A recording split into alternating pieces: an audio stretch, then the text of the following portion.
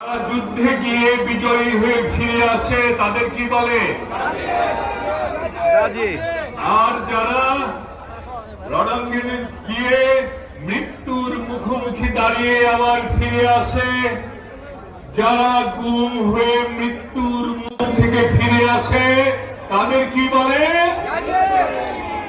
মৃত্যুঞ্জয়ী।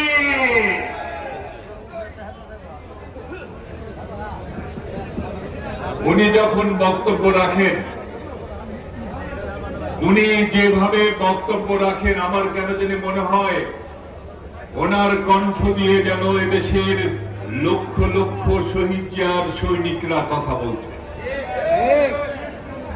বলিষ্ঠভাবে, শক্তভাবে উনি ওনার বক্তব্য যেভাবে উপস্থাপন করেন তা সারা দেশে সর্বস্তরের মানুষের কাছে প্রশংসিত হয়েছে। আমাদের স্থায়ী কমিটির সম্মানিত সদস্য,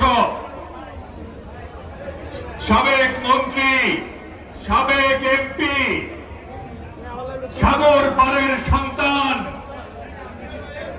সাগর পাড়ে যারা বড় হয় তাদের আত্মাটাও অনেক বড় হয় সাগর দেখতে দেখতে। সাগর পাড়ের সন্তান জনাব সালাউদ্দিন আহমেদ